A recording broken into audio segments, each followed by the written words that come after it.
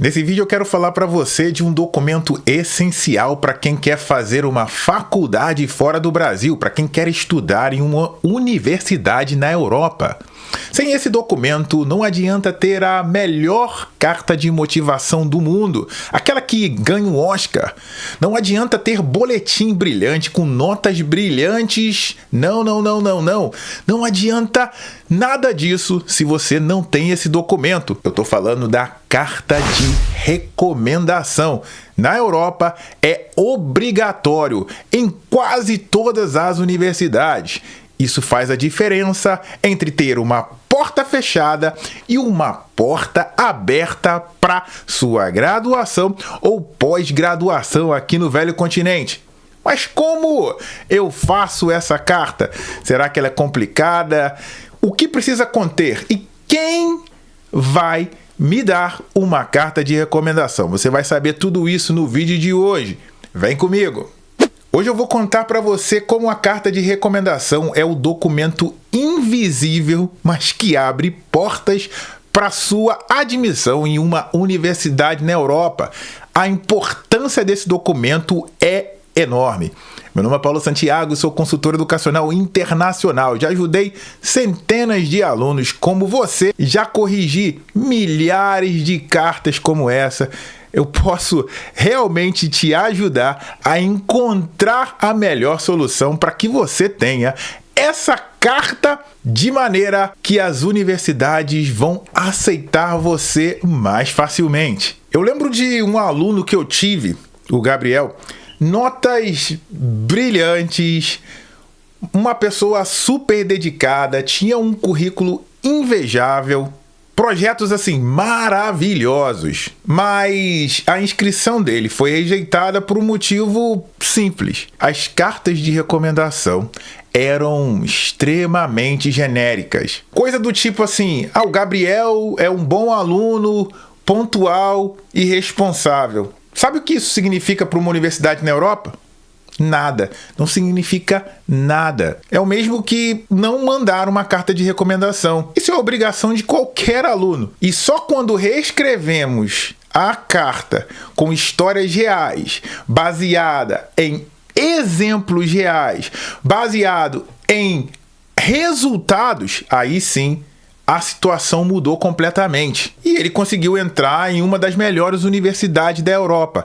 Tá vendo a importância da mudança de foco da sua carta de motivação para que você seja aceito em uma universidade fora do Brasil? E hoje eu quero mostrar para você como transformar um documento comum em uma carta poderosa, aquela que transforma tudo e te dá muito mais acesso às universidades europeias. E por que a carta de recomendação é decisiva para sua admissão em uma universidade fora do Brasil? A carta de recomendação é o testemunho de quem você é, mas contado por outra pessoa. É como se a universidade falasse assim, ok, tudo bem, eu já sei quem você é, porque eu li a sua carta de motivação. Agora eu quero saber o que os outros pensam de você. Será que você é bom mesmo da maneira que você se vendeu? E aí é uma coisa que muita gente erra. Acha que é só pedir referência de alguém famoso, de um professor, de uma celebridade. E tá muito errado.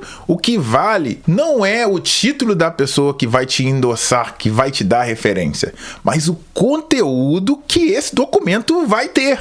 Uma boa referência, ela vai mostrar coisas reais, algo que aconteceu, experiências, projetos. Uma carta pode ter exemplos como: durante o projeto X, o aluno demonstrou liderança ao coordenar o grupo em situações de conflito. Esse é um bom exemplo para se conter em uma carta de motivação.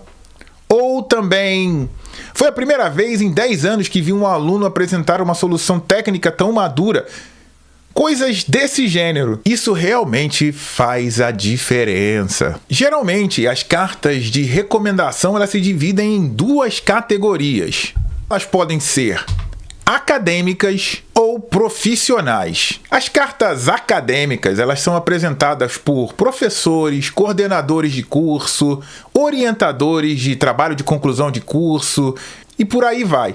Geralmente esses profissionais trabalharam com você em projetos acadêmicos específicos ou lecionaram alguma disciplina para você. Já as cartas profissionais geralmente são feitas por gerentes, supervisores, pessoas que hierarquicamente estão acima de você. Eu posso pedir a carta ao meu vizinho que me conhece há muitos anos, sabe quem eu sou. Não é uma boa ideia, a menos que esse vizinho tenha trabalhado com você e tenha tido uma posição superior à sua, em uma posição de falar de algum projeto em que vocês trabalharam juntos. Muita gente chega para mim, conhece pessoas realmente de relevância. Eu tenho um cliente que conhece o governador do estado de São Paulo.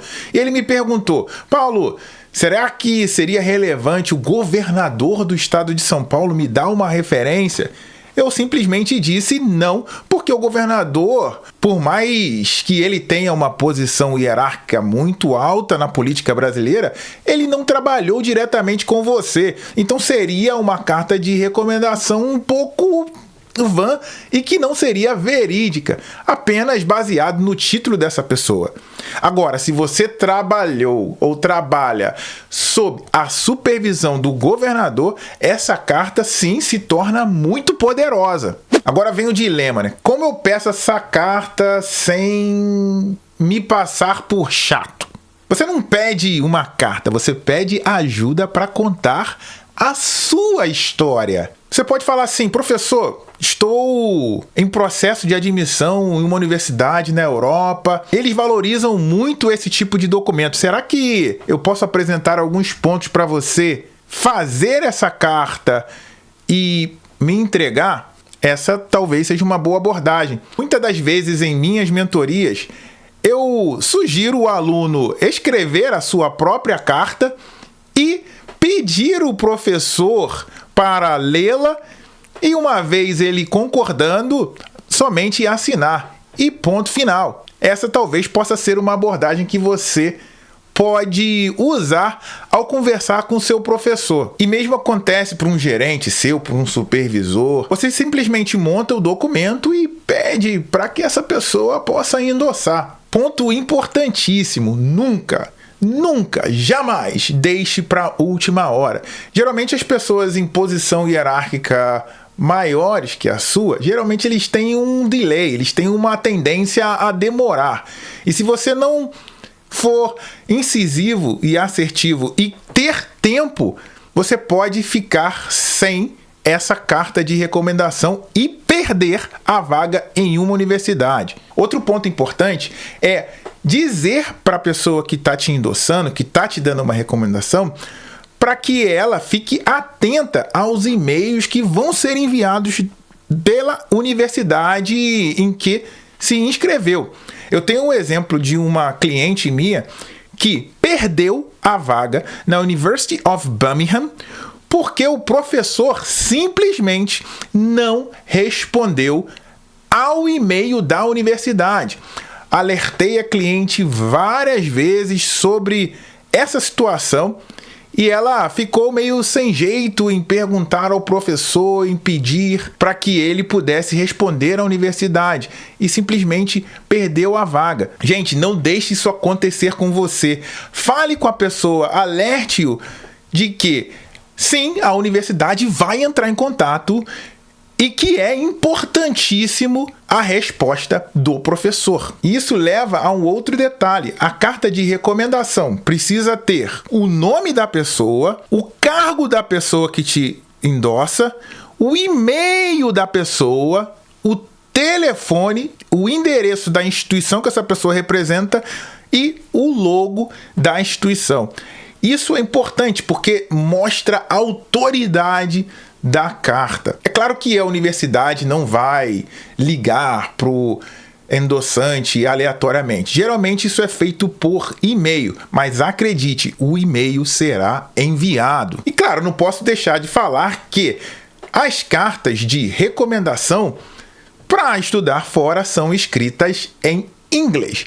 Mas isso não há necessidade de uma tradução juramentada, nada disso. Uma tradução simples que você mesmo pode fazer usando o ChatGPT ou usando o Google já cumpre a missão. E já vai deixando o seu like aí, se inscreve no canal, porque olha, esse conteúdo tá muito legal e a gente quer ajudar você a estudar fora do Brasil. Deixa o seu like, hein? E como uma carta de recomendação deve ser escrita?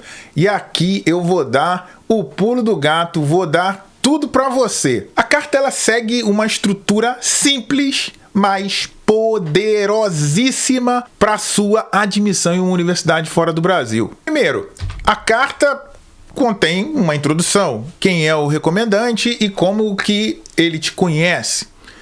Depois, o corpo, de 2 a 3 exemplos específicos de comportamento, conquistas, crescimentos, projetos, e aqui tá a grande dica para você.